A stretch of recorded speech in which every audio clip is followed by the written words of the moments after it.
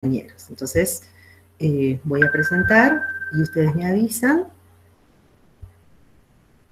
Me parece que sí había aparecido bien esta vez. Sí, ahí sí se ve, profe. Ahí está. Bueno, entonces, desde este lugar, este es el lugar de la vertiente. Ahora sí, digamos, nos entendemos, ¿verdad?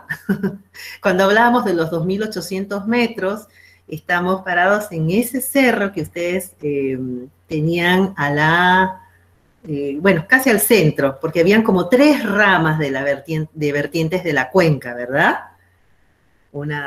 Entonces esta es como la central, y está a 2.800 metros, y después, bueno, vamos bajando, y ahí acá abajo ven a la laguna, una de las lagunas de Yala, esta es la Rodeo, y después el agua va filtrando, comunica las lagunas entre sí, las 3 están a diferente altura, y van filtrando una a través de otra, y desde Desaguadero, que es la última, ya aflora y se forma nuevamente un arroyo que llega directamente al Yala. Mucho más arriba del Puente Negro, ¿no? Mucho más arriba. Ustedes saben también que ahí hay una zona que le dicen el cañón o los pozones, los cañones, que está cuando ustedes van subiendo y hay una caseta de agua de los Andes o de aguas de Jujuy, y entonces ahí al frente se abre unos paredones grandes, porque el río se encajona, y entonces hay un tramo muy lindo, muy interesante, en el que hay que entrar con cuidado, sobre todo en la época de lluvia, que no es recomendable ir porque ese río crece repentinamente, ¿sí?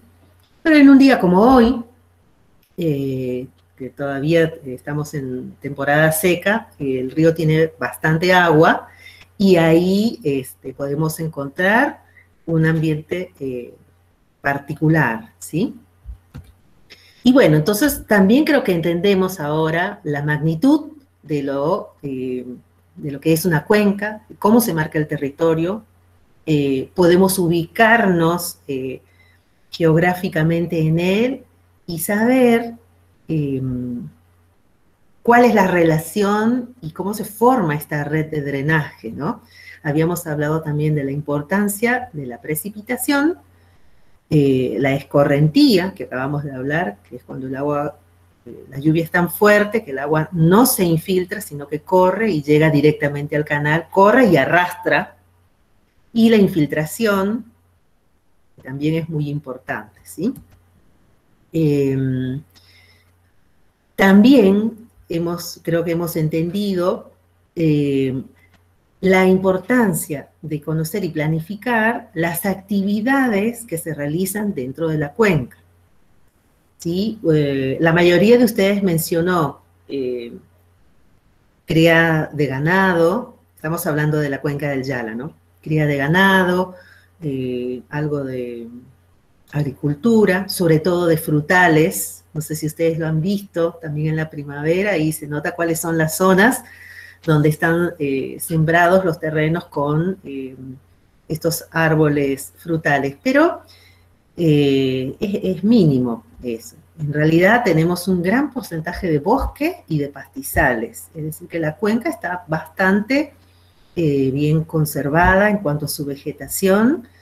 Hay algunas especies exóticas que las podemos ver, sobre todo en esta temporada donde la flora nativa ha perdido sus hojas o los pastos están secos, y entonces se ven unos manchones verdes que son los pinos, ¿sí? O algunos árboles exóticos que han sido sembrados. Ha habido algunas forestaciones con esas especies, ¿no? Pero en general estamos hablando de un bosque bastante desarrollado y que en algunas especies, sobre todo el aliso, está ganando en altura, porque aparentemente con este tema del calentamiento, estos bosques más que retroceder, están avanzando hacia zonas más altas y eso lo podemos ver también en terreno, cuando vamos y vamos viendo cómo en la zona del ecotono, entre el bosque y el pastizal, están los árboles más jóvenes. Y eso habla de la ganancia del terreno, de cómo va avanzando, ¿no? Entonces, todo eso lo podemos ver ahí. Lo podemos ver a través de la imagen, lo podemos ver a través de la foto, pero también lo podemos recorrer, lo podemos caminar. Entonces, aquí... Sí, hay un trabajo que dice que el bosque está creciendo. ¿Perdón? Que hay un trabajo, digo, que Claro, sí. dice que el bosque está creciendo, sí.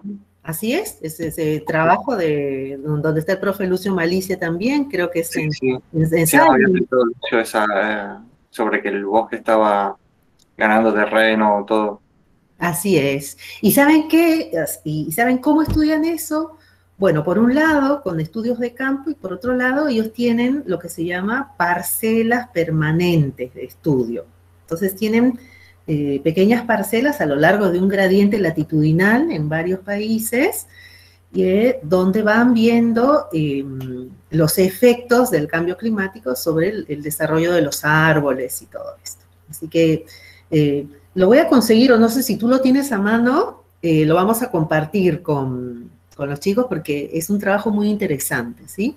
Y en Yala es uno de los puntos que entrega datos para ese modelo. Así que buenísimo que lo hayas dicho, Mauro. Bueno, acá vemos también una tablita que está propuesta por Elosegui Sabater, donde se habla de algunos efectos ocasionados por actividades que se realizan en la cuenca, ¿no? Y aquí nosotros podemos notar algunos de los que hemos visto en el... A ver, quiero buscar mi puntero. Ahí está. Profe, Sí. el Parque Potrero de Yala está dentro de la cuenca, ¿no? Sí. Fíjense ustedes, o sea, tiene una dimensión menor a toda la cuenca. El parque no abarca toda la cuenca, ¿sí? Sino que en el mapita donde estaba la red de drenaje, en el trabajo, ahí está marcado los límites del parque, que abarcan la zona de las lagunas para arriba. ¿Sí? Y eso es todo lo que tiene también señalización. Pero sí, es un terreno menor al de toda la cuenca. Entonces hay una unidad de conservación dentro de la cuenca. Porque en el mismo libro creo que en el capítulo o en el primer trabajo hablaba sobre las actividades que se llevaban a cabo dentro del parque. Buenísimo, buenísimo. Sí, sí, sí. ¿Por qué? Porque, a ver, ¿a qué íbamos con esto también? A no demonizar las actividades, porque, a ver, el hombre es parte de ese ambiente, ¿no? Volvemos a enfatizar en eso. Y hay una serie de actividades que se realizaban y hay gente que vive ahí desde antes de la instalación del parque provincial. Entonces, es cierto, hay algunos problemas, pero todavía, digamos que todo podría estar bajo control, ¿sí? La magnitud del problema no es tan grande. Y se están realizando muchos trabajos en colaboración con la gente de Yala, con la gente que vive ahí, con la gente que se ha criado, hay varias generaciones ahí. Lo que pensamos y lo que estamos viendo con otros colegas es que, bueno, hay que hacer mucho trabajo con la comunidad, ¿sí? No podemos ponernos, en el caso nuestro, los biólogos por un lado, en contra de las actividades productivas, en contra de las actividades que hace la gente en el lugar, sino hacer un trabajo en colaboración, en concientización, en ver este tema de las vacas, de los residuos, de las algas. Por eso hay numerosos experimentos, por ejemplo, de exclusión del tema de la herbivoría ocasionada por las vacas. Por un lado, el profe Guzmán tiene áreas de exclusión, o sea, donde hay como corrales, donde tienen árboles de queñua, que están protegidos del tema de la herbivoría. Y por otro lado también están las parcelas permanentes de estudio que tiene el profe Lucio y su equipo para otro tipo de trabajos, no solo con queños, sino con otras especies, ¿no? Sobre todo con el aliso, el pino del cerro, estas especies que son las que van ganando este terreno hacia las laderas de la montaña. O sea, si encuentran el ambiente propicio, la humedad, el bosque avanza y se desarrolla, ¿sí? Este fin de semana nosotros estuvimos caminando como una actividad deportiva, pero bueno, uno biólogo al fin no puede dejar de mirar con los ojos, digamos, de biólogo a el entorno en donde estás. Entonces, nos hemos ido a Bárcena y hemos subido, ahí hay una cascada, o sea, tú tienes que cruzar el Río Grande y nos íbamos a hacer una cumbre, a un cerro ahí.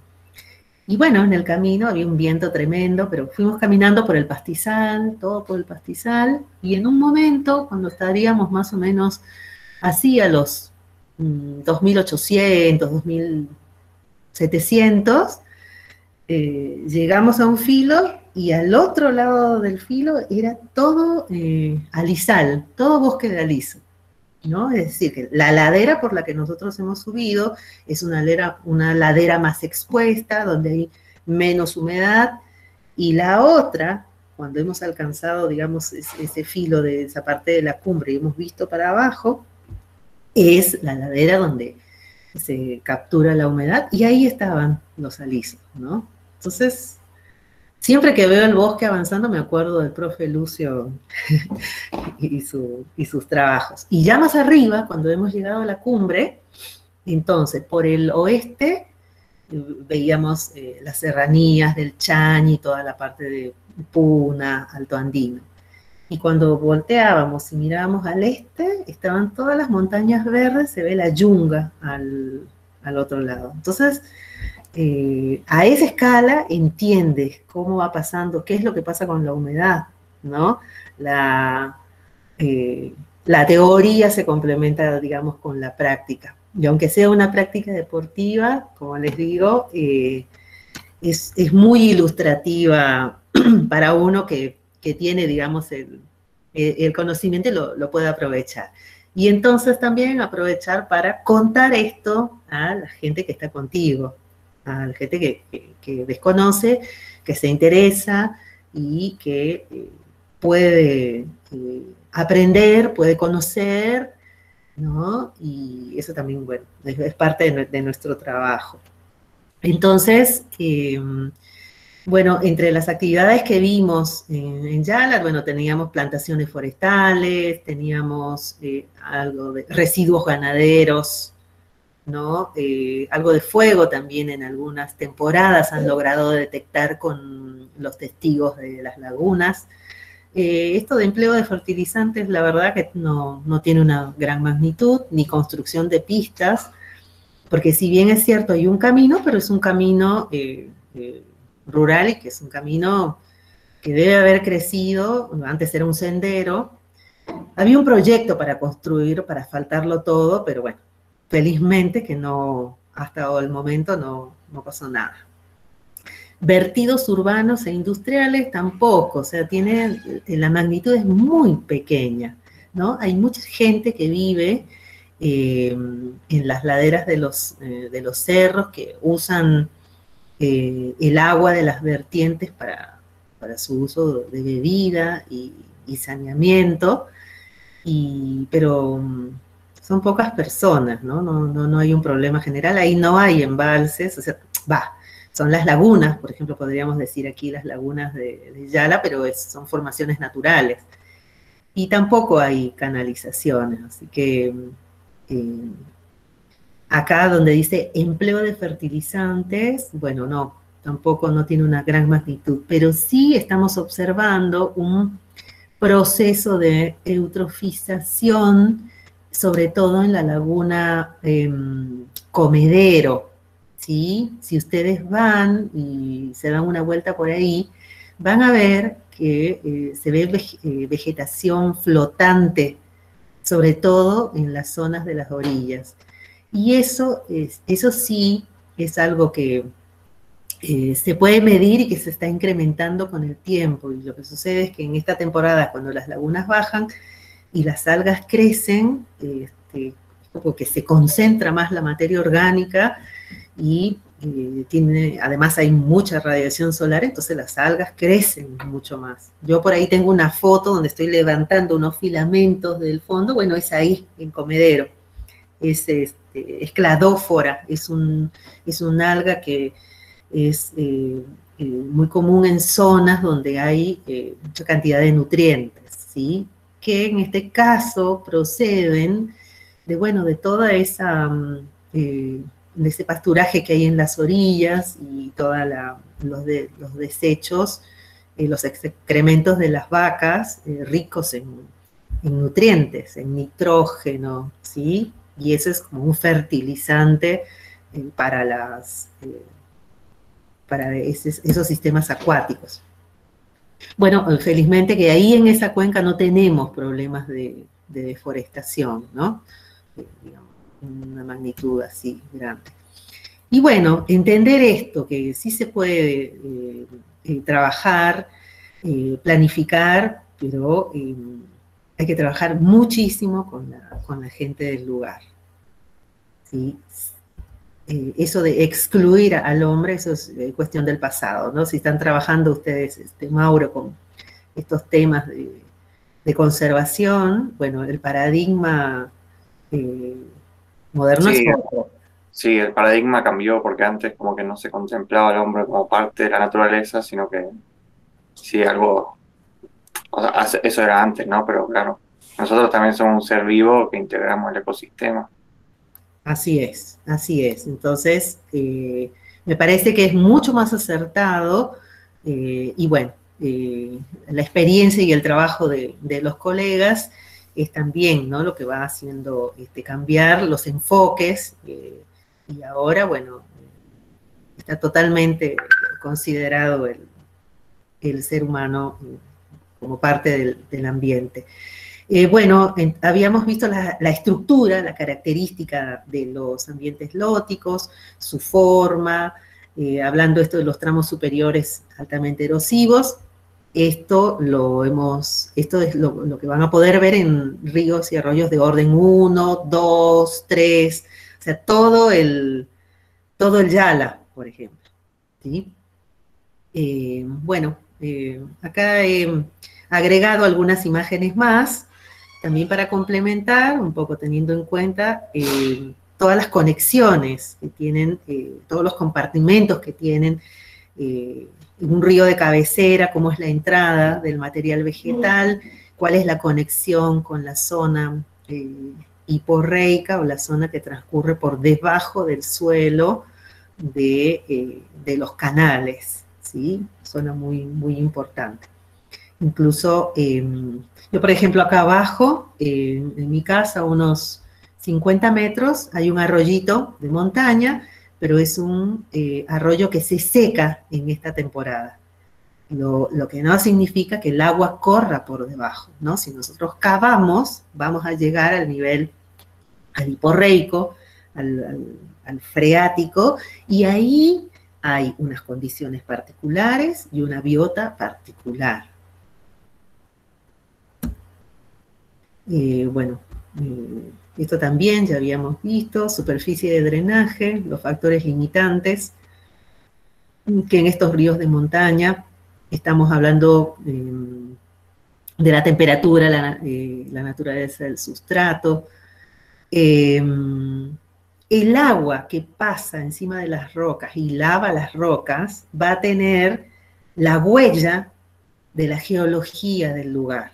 Los ríos, estos ríos, el río Yala, por ejemplo, es un río más bien, más que ácido, es alcalino y con una conductividad de 120 a 200 milisiemens, ¿no? Que significa que tiene ese grado de mineralización y tiene una cantidad de carbonatos bastante elevada. Entonces esa fauna, esa biota está adaptada a ese tipo de condiciones. No olvidar los factores bióticos, competencia y predación, ¿no? Porque acá tenemos cadenas tróficas con predadores como peces, hay peces predadores y hay peces también que se alimentan de plancton o que se alimentan de pequeños invertebrados. Entonces, hay toda una cadena ahí. Habíamos hablado de las dimensiones, de los ejes en los cuales se estudia y se mueven las masas de agua, ¿no? El eje longitudinal, de la cabecera a la desembocadura, el eje lateral y el eje vertical de la profundidad. Y acá le añadí esta imagen de Hauer y Lamberti, que tiene mejor resolución y como tiene estos colores, entonces nos permite identificar con mayor detalle todas las zonas y cómo van variando, ¿no? Esto que está acá son los tipos de ríos que se pueden encontrar a diferentes alturas y cómo va cambiando la magnitud del eje según si es un río de llanura que forma meandros o es un río más de cabecera, y entonces está comparando entre sí. Y esto que ahora sí ya saben cómo es, y ahora sí ya lo han comprendido. Acá parecía un arbolito nomás, ¿no? Pero creo que estuvo bastante bueno el ejercicio para que entiendas la magnitud de qué cosa es la red de drenaje, para qué sirve, cómo se trabaja con eso. Así que los felicito por eso. Y aquí también el perfil topográfico nos da mucha información acerca incluso de qué tipo, o sea, qué tipo de sustrato podemos encontrar aquí, qué tipo de fauna, ¿no? Cómo va variando la pendiente, cómo seguramente varía la velocidad del agua. Y lo que teníamos ahí, había, no sé a quién le faltaba esta parte. Acá lo que estamos midiendo es ¿qué distancia hay desde la cabecera, desde la vertiente, hasta la desembocadura? Entonces, eso lo podían medir con la herramienta regla, así como les dijo Florencia, y ahí veo que varios lo hicieron de esa manera. Entonces, nosotros tenemos en este eje la elevación, la altitud, y la distancia desde la cabecera hasta la desembocadura. Así que este perfil también es muy importante y es algo que nosotros podemos hacer en gabinete y es parte de la información que podemos tener antes de ir al campo. Porque cuando nosotros miramos el mapa lo vemos en un plano. Por más que pongamos el cursor y nos indique la altitud, nosotros lo estamos viendo en un plano. Y entonces, este perfil sí nos permite ver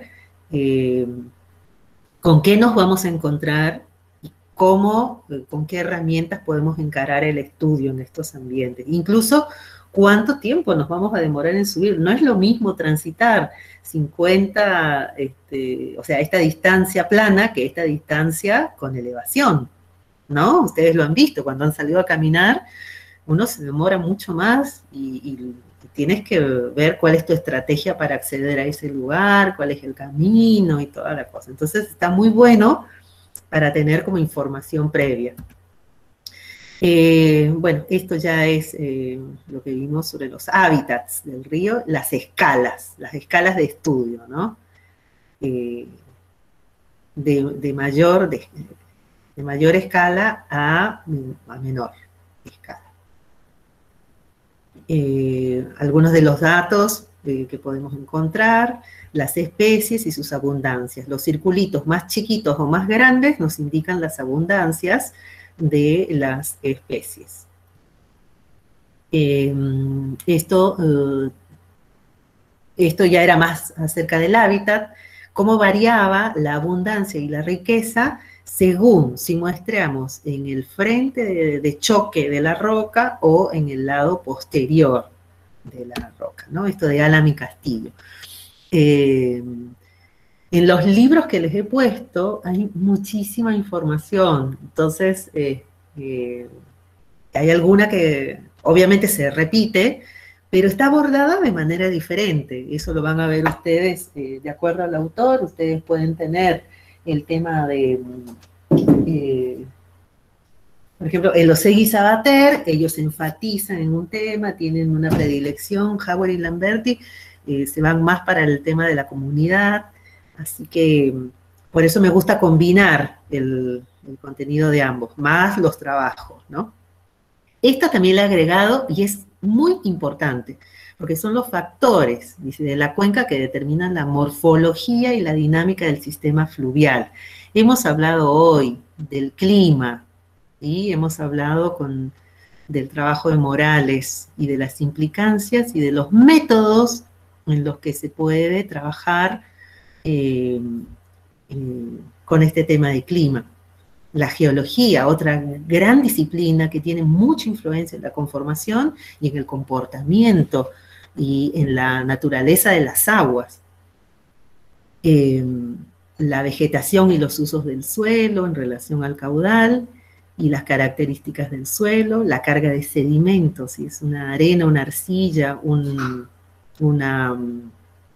rocas. Y todo esto entonces hace a la morfología y a la dinámica fluvial. Esto está muy bueno también para tenerlo como síntesis. Estas son unas fotos que le robé a mi hija, que ella me las trajo de un lugar que yo no conozco, que lo he visto en el mapa, que está cerca de la zona de las capillas, no cerca, sino está como a 3 horas caminando. Si lo vemos en el mapa, es una zona llena de meandros, llena de vegetación, y le dicen laja morada, porque fíjense ustedes, esto era como para reflexionar acerca de la naturaleza geológica, ¿no? Esto seguramente es de una época y de una naturaleza geoquímica distinto de lo que está acá arriba. Y ya... ¿Dónde es, profe? Esto se llama laja morada. Estaba viendo que es un río que sale a Chalicán. Ah, sí. Yo una vez, o sea, caminé por ahí, es decir, es para ir por el río Capillas. El río Capillas sale al Chalicán, me parece. Sí, por ahí, porque me dice que hay huella de Yaguareté, de Tapir, sí. No había nadie, un lugar increíble, ¿no?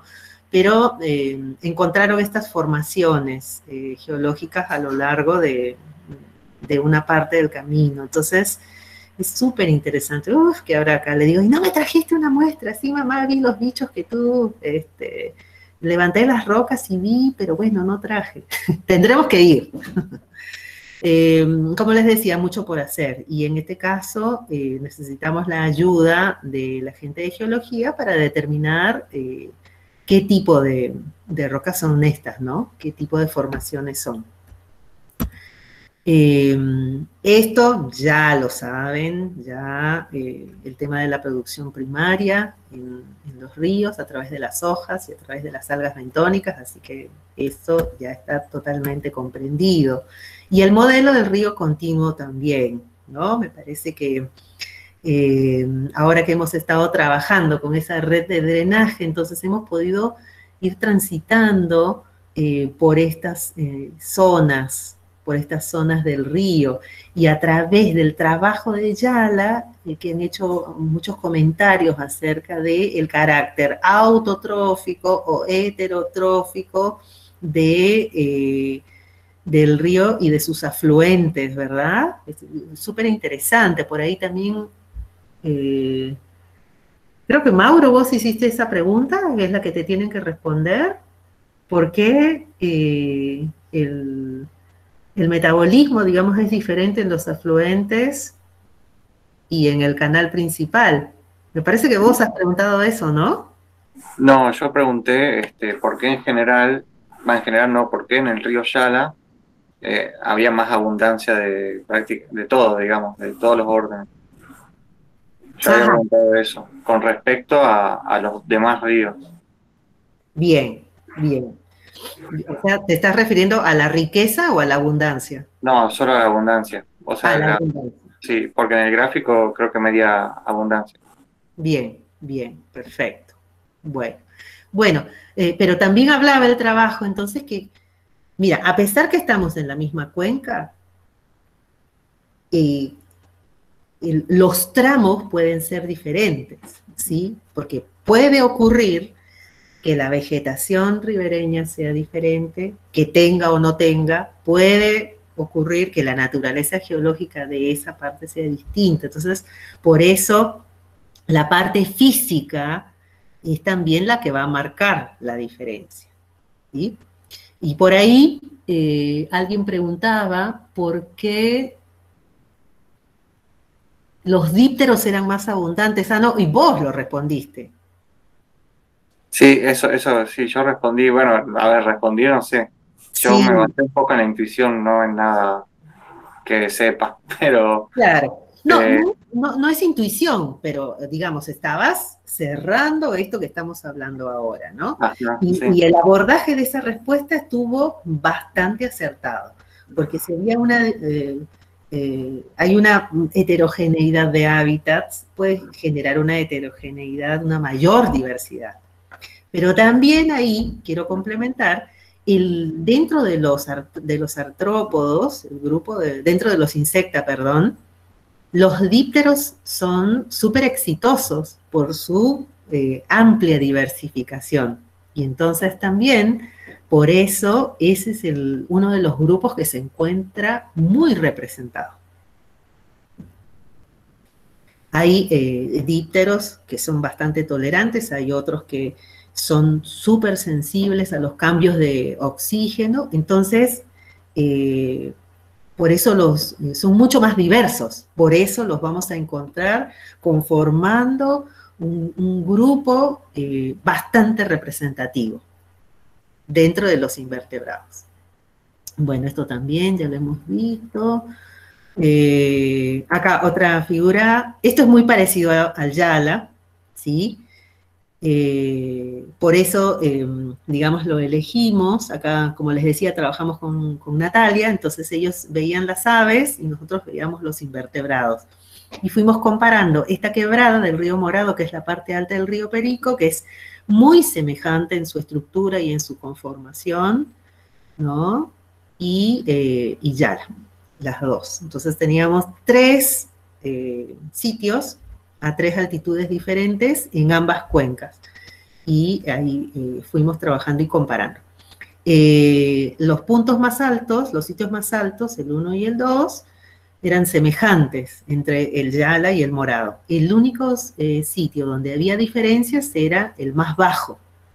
¿Por qué? Porque en Yala tenemos ya, digamos, un efecto antrópico, aunque es menor. Hay urbanización, está la estación de clorificación del agua, hay mucho más movimiento. Esta zona es más prístina, incluso nosotros la estábamos recomendando como zona control, digamos, ¿no? Entonces, esta cuenca el sitio más bajo de esta cuenca está mucho más conservado porque no hay casi ninguna actividad en él, ¿no?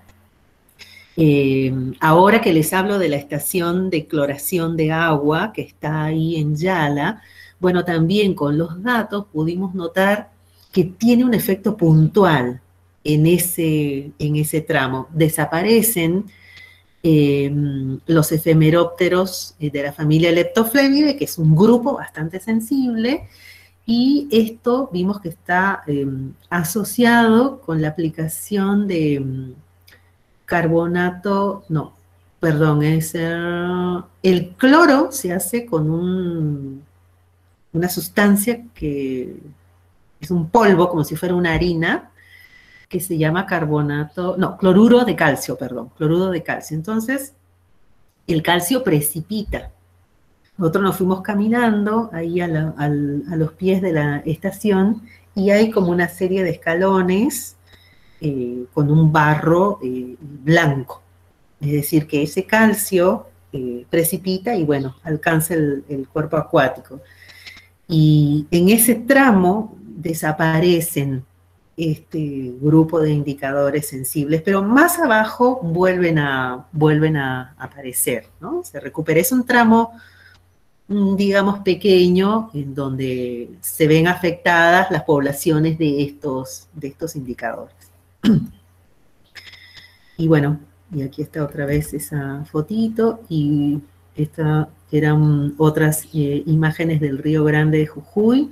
Ya la vamos a conversar con Graciela, que trabajó en el Río Grande de Jujuy, para que nos cuente qué es lo que encontró a través de su estudio con los invertebrados en esta cuenca tan grande. Imagínense lo difícil, ¿no? Y lo complejo que debe ser estudiar, o sea, cuántos puntos de muestreo tendríamos que, según el objetivo, que tener ahí, todos los afluentes que aportan al Río Grande. Es una trama bastante compleja, pero un trabajo muy lindo que hay que hacer seguramente. Y ahí sí ya tenemos el efecto de, bueno, represas, de muros de contención, etcétera.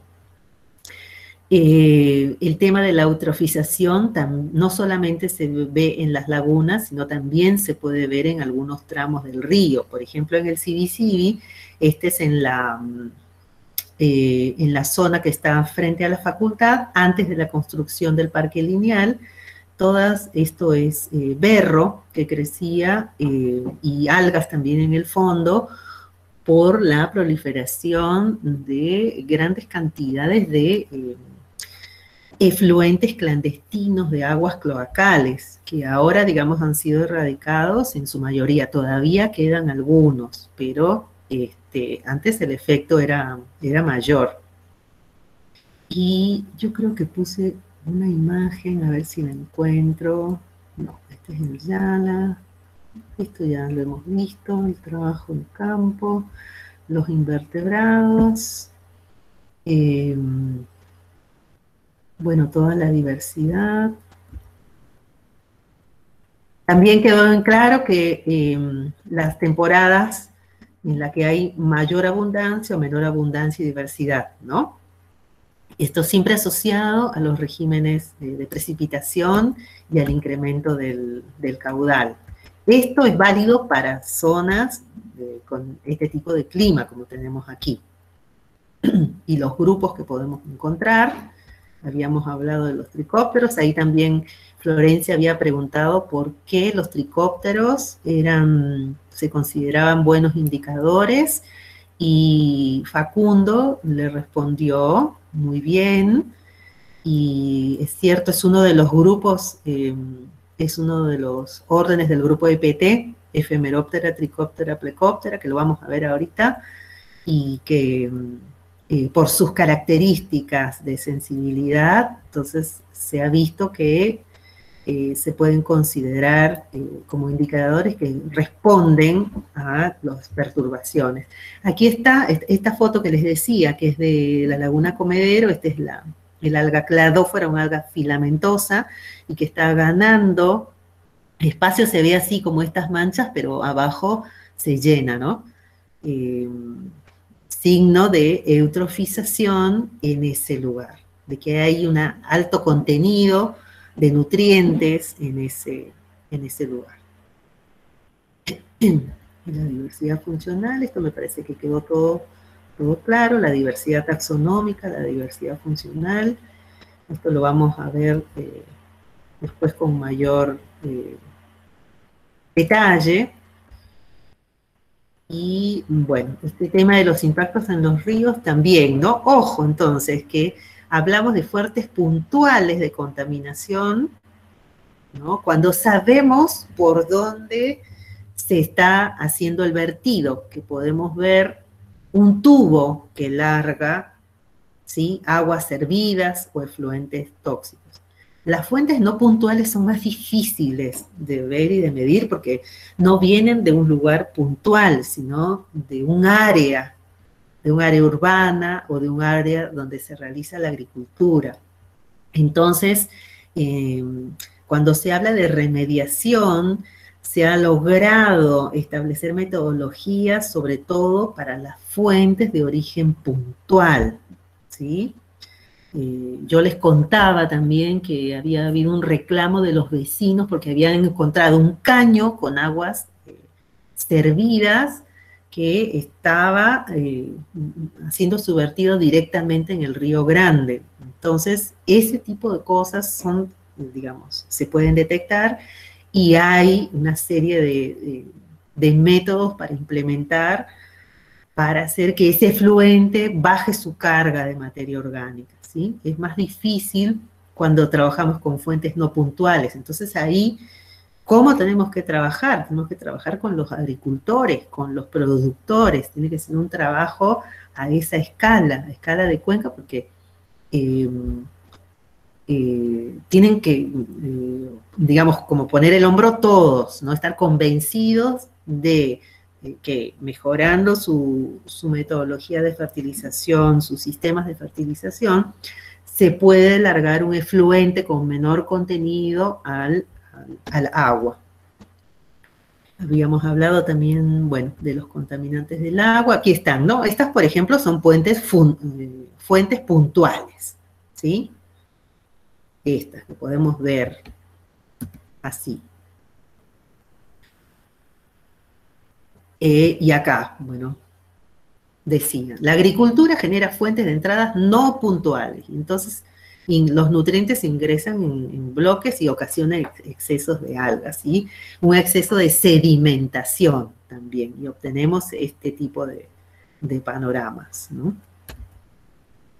Y este es un esquemita, entonces, que nos muestra cuáles son todas, algunas de las fuentes más importantes de vertidos y que originan la eutrofización en un periodo de tiempo que puede ser mayor o menor dependiendo del aporte constante de esas sustancias que actúan como fertilizantes y que van ocasionando la acumulación de materia orgánica y de sedimentos en ese cuerpo de agua. Así como nos contaba Facundo, ¿no? Después, como lo que yo les contaba que está pasando en la zona de los diques, eso lo vamos a hablar cuando hablemos del sistema interconectado de los diques.